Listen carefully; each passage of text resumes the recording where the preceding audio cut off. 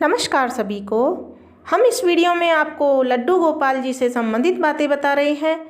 यदि आप लड्डू गोपाल लाए हैं तो इन नियमों का पालन करें। आमतौर पर सभी हिंदू घरों में रोजाना लड्डू गोपाल जी की पूजा की जाती है।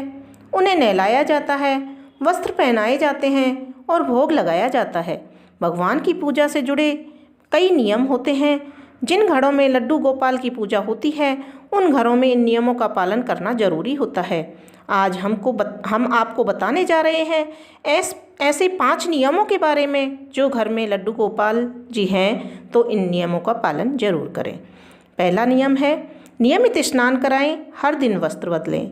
अगर आप लड्डू गोपाल जी को अपने घर में ला रहे हैं तो सर्वप्रथम आपको अपने मन में ये भाव पैदा कर लेना चाहिए कि अब यह घर आपका नहीं बल्कि लड्डू गोपाल जी का घर है और बाकी लोगों की तरह लड्डू गोपाल जी भी इस घर के सदस्य हैं।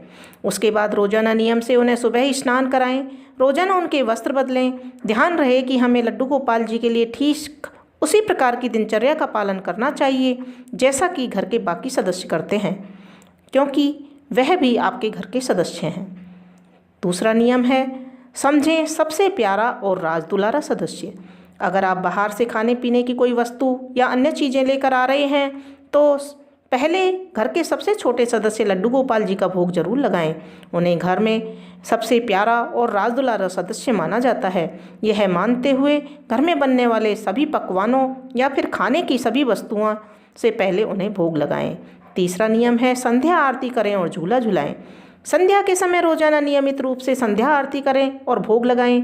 लड्डू गोपाल जी की पूजा में एक भी दिन का अंतराल नहीं होना चाहिए।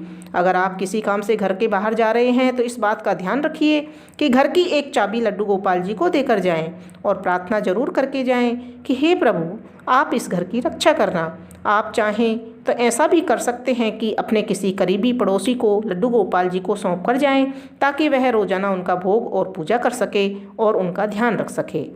नंबर 4 जो नियम है खिलौने भी लाएं उनके लिए। जब भी हम कहीं बाजार जाते हैं तो घर के बच्चों के लिए खिलौने लेकर आते हैं। उसी प्रकार जब आप बाजार जाएं तो अपने बच्चों के लिए जैसे खिलौने लाते हैं वैसे ही लड्डू गोपाल जी के लिए भी नए नए खिलौने लेकर आएं और समय निकालकर स्वयं भी उनके साथ में खेलें। हो सके तो लड्डू गोपाल जी को अपने साथ समय समय पर घुमाने भी लेकर जाएं। और 5वां नियम है दिन में 4 बार भोग लगाएं।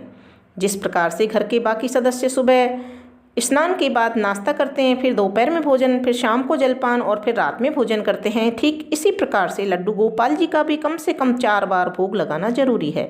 माना जाता है कि जिस प्रकार छोटे बच्चे को बार बार भूख लगती है वैसे ही लड्डू गोपाल जी को भी भूख लगती है और उन्हें भी समय समय पर खिलाना पिलाना जरूरी होता है। धन्यवाद।